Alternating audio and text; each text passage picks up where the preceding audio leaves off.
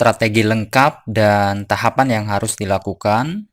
Oke, di sini saya mulai dari langkah pertama. Di sini kita mendatangkan visitor awal atau pengunjung web ya untuk tahap awal.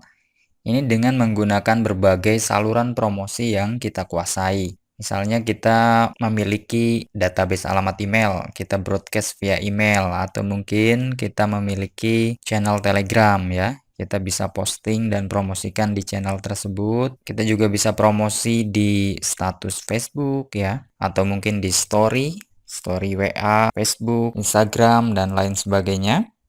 Intinya ini saluran yang kita kuasai. Nah, bisa juga ini kita bantu dengan iklan Facebook Ads juga menggunakan objektif traffic. Nah, ini goalnya kita adalah mendapatkan 1000 visitor ya minimal. Jadi kalau misalnya kita menggunakan cara manual, cara organik gitu ya, promosi gratisan biasanya kan lama. Terlebih untuk pemula yang belum memiliki database ya. Nah, ini bisa langsung menggunakan Facebook Ads juga, beriklan ya, dan objektifnya adalah traffic atau jenis iklannya ya. Kemudian langkah kedua, di sini kita buat iklan retargeting ya, dengan objektif traffic juga untuk tahap awal ini. Kemudian ini kita jalankan secara masif ya. Misalnya dengan membuat sebanyak 10 ad. Artinya dalam satu campaign ya, itu misalnya bisa juga terdiri dari satu ad set, tetapi di dalam satu ad set tersebut ada 10 ad, di mana ke 10 iklan ini ya, ini desain dan angle promosinya itu berbeda-beda, dan sebaiknya kita buat dengan kreatif ya, karena asumsinya kita akan menarget orang yang sudah pernah berkunjung ya, jadi konten-konten iklan kita harus disesuaikan ya. Bisa kita membuat dengan lucu ya, dengan komedi. Intinya kita buat secara kreatif ya, semakin kreatif akan semakin banyak disukai. Ini contoh ya, 10 iklan. Seperti yang dikatakan di sini adalah masif. Jadi kita ingin orang-orang tersebut seakan-akan dikejar-kejar oleh iklan kita ya, dimana iklan kita itu tidak cuma satu, melainkan ini 10 iklan yang langsung mengejar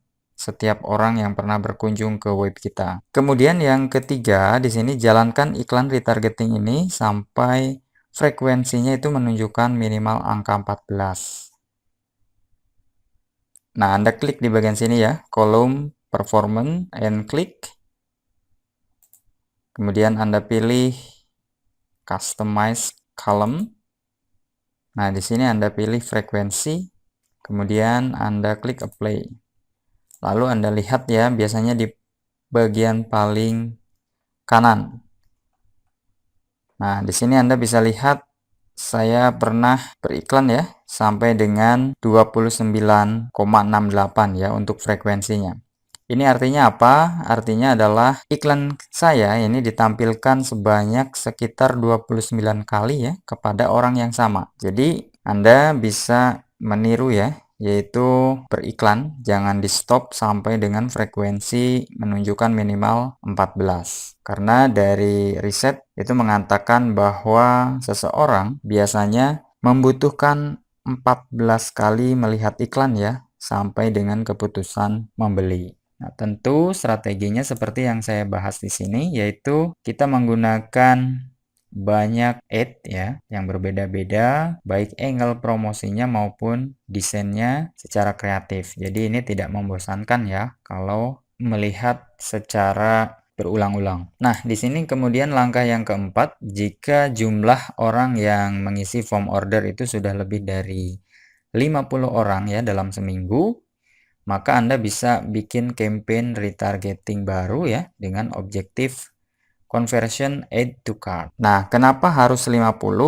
Jadi angka 50 ini adalah menurut Facebook sendiri ya, bahwa sebuah conversion event akan maksimal ya kalau memang ada lalu lintas minimal 50 peristiwa ya, 50 orang yang terdeteksi berada dalam event tersebut dalam satu minggu ya. Jadi Anda tinggal hitung aja sejauh ini apakah dalam seminggu sudah ada 50 orang yang isi form order atau belum ya. Nah, kalau ada, Anda bisa buat campaign kedua, di mana campaign pertama Anda bisa tetap jalankan ya, yaitu yang ini.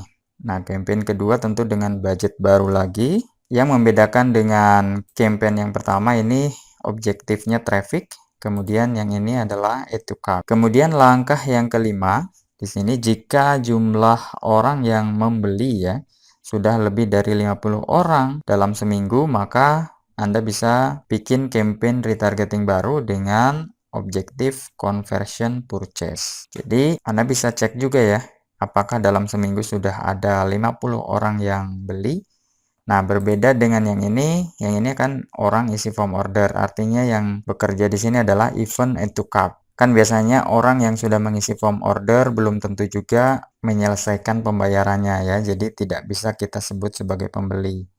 Nah, ini Anda bisa cek ya, apakah dalam seminggu sudah ada 50 orang yang beli, artinya kan kalau sudah ada, maka event purchase akan terdeteksi ya. Oleh sebab itu kita bisa membuat campaign retargeting baru ya. Ini yang ketiga misalnya campaignnya, di mana yang pertama dan yang kedua tetap jalan juga. Nah, mengenai kontennya, ini bisa ya kita gunakan konten yang sama dari yang ini. Anda bisa duplikat aja campaign yang ini ya, tinggal diganti objektifnya aja. Kemudian yang keenam, nah di sini Anda bisa buat look like audience ya, dari custom audience add to cart atau purchase, dan jadikan itu sebagai target campaign baru dengan objektif conversion purchase. Jadi setelah Anda mendapatkan banyak pembeli ya, mungkin dari campaign yang ketiga ini, maka Anda bisa mulai ya buat look like audience. Artinya ini meminta Facebook untuk mencarikan orang yang karakternya mirip dengan audience sampel. Misalnya di sini kalau kita merasa yang purchase ini masih sedikit,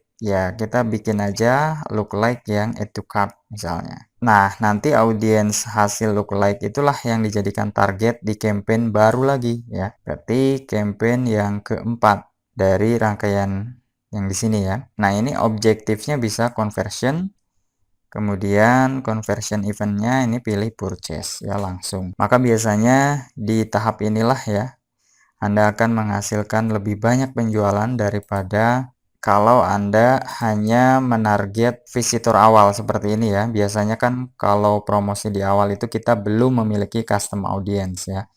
Kita menarget interest ya, behavior atau demographic. Nah, sedangkan yang iklan dengan menggunakan lookalike audience biasanya akan lebih bagus ya. Karena Facebook memiliki sampel orang-orang yang tertarik atau sudah membeli produk Anda sebelumnya. Kemudian langkah yang ketujuh, ini jika 6 langkah di atas itu work ya, bekerja dengan baik untuk Anda, maka silahkan duplikasi atau ulangi ke 6 langkah tersebut ya untuk produk Anda yang lainnya. Anda bisa praktekkan ya dari awal lagi untuk produk yang baru. Oke, seperti itu strateginya. Di video-video selanjutnya saya akan bahas atau tunjukkan secara teknis ya. Silahkan tonton video berikutnya.